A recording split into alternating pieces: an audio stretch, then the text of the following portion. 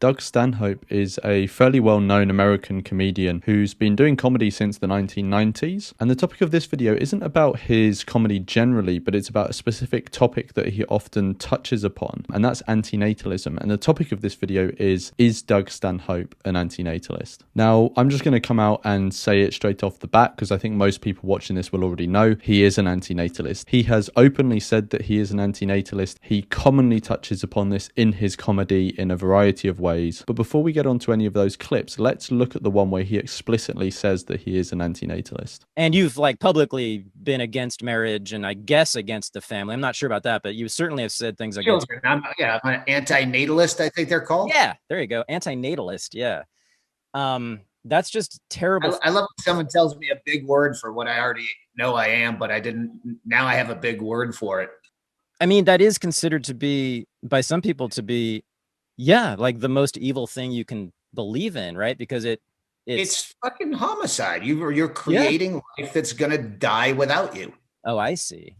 Now, obviously, this video could really end there because we've answered the question as to whether he's an antinatalist or not. But I thought it would be also interesting to look at a variety of the clips from his different comedy specials over the years where he talks about antinatalism or things related to antinatalism and provides some commentary on that. So I've left links in the description for any of the clips that we're about to watch. And I don't think there's anything else to say, so let's get into the first proper clip. You had me. I used to be nothing. I didn't exist, and I never had a bad day.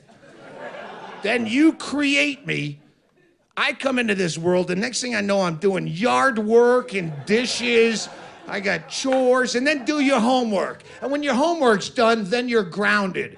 Fuck you, cunt that had me without my consent. Now, one of the observations he's making here is an observation that's made by many antinatalists, which is how we are each sort of dumped here in existence with certain basic needs and desires, but also expectations that others have of us, of how we must live our life and how we must behave. And all of this is just put on us. It's not of our choosing. Someone else makes a decision to create us, and then that individual who's being created now has to serve all of the needs and desires that has been put upon them and has to adhere to the expectations unless they want to go through some sort of social cost. He also makes a point about how many parents will expect their child to do certain forms of labor for them, and he calls this slavery. Now, whilst the child is not chattel property like slaves were, although I don't know the technicalities of every single legal system in the world, so there may be some countries where actually children are simply property of their parents, but the point is that regardless, children are often put to work by their family. And if they don't do this work, they're often seen as ungrateful, or they're seen as selfish, and sometimes they're even punished for not doing that work. So whilst maybe you can't push it to calling this slavery, you can definitely call it coerced labor, where the participant doesn't really have a choice in whether they do it or not, if they want to avoid the cost that's going to be put on them for not doing the work. Both of these things, the imposition I was talking about before and the demand by certain parents for their children to do work for them, are sometimes pointed out by antinatalists to be examples of the entitlement that people who have created someone else feel. And there's an entitlement in two ways. The first entitlement is that they're entitled to simply create the person, that it is up to them to decide to create someone else who's now going to have these needs and desires and expectations on them that they've got to navigate, and then it's just simply their own personal choice as to whether they can just, essentially removing the physical process, just clicking your fingers and you've created someone, a new being independent of you. So this is one form of entitlement. The second form of entitlement is once that being has been created, feeling like you've given them a gift somehow by creating them, even though this gift wasn't freely given, it wasn't asked for, or any of this sort of stuff, and now you feel like you can demand certain things from that individual. Both of these things strike me and a lot of antinatalists as just classic examples of natalist entitlement. The whole idea that parents are no longer responsible for their children after a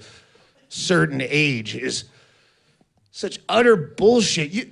You should be responsible for your children for the rest of your natural life.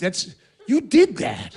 So here, Doug is talking about the responsibility parents have. And the way I see it, there are two forms of responsibility, at least, that parents have with regards to their offspring. The first one is that they are responsible for the harms that will come to their child because they completely unnecessarily created them, knowing that they were putting them into a world that contains a lot of suffering and a guarantee of death. And they know that that child will be at risk of unbelievable suffering if they have a particularly bad life. The second type of responsibility, which is the one that Doug is talking about, is the responsibility to attend to the needs of the person that you've created. And he talks about how there's this sort of common expectation that you look after and satisfy the needs of this person you've created until they're like 18 or 21. And then after that, you know, they're on their bike, they're out on their own. But he makes the case that actually this should be for life. When you create someone, you impose on them the need for certain things. And how does it make moral sense for one person to impose a need on someone else and then just wash their hands of having to cater for that need, and going further and expecting that person they imposed the need on to have to go out and sacrifice a large amount of their time and energy in working for money or resources to be able to satisfy those needs? Well, no, if you are the one who just freely took it upon yourself, completely unnecessarily,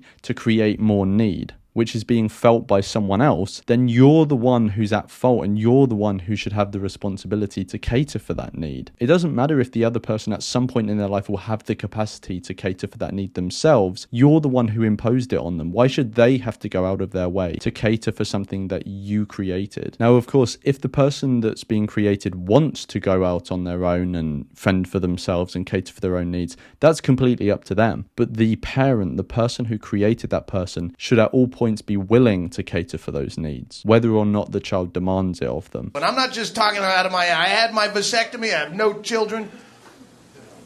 Anyone else had a vasectomy? Who did? Did you?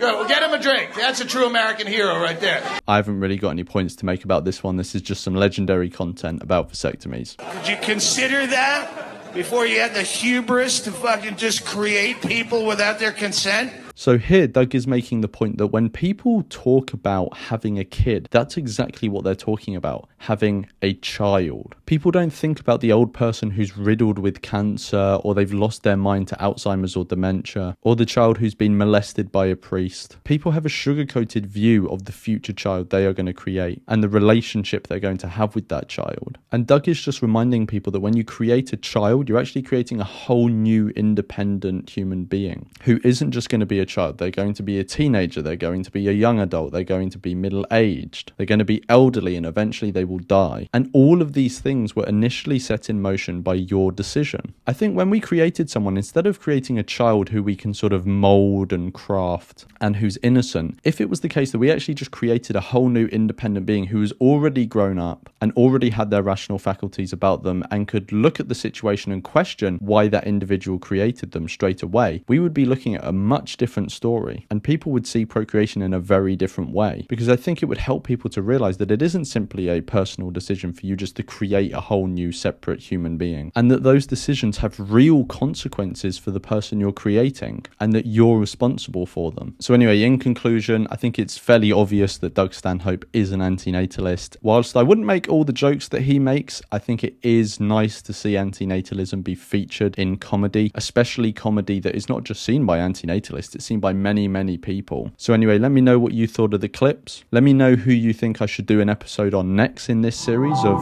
Is X Antinatalist? And I'll see you in the next one. Because you had to have another baby. Because you don't want to mow your own lawn when you're 50. And you didn't make captain of the football team. And you want to see what you'd look like if you didn't eat so much cake.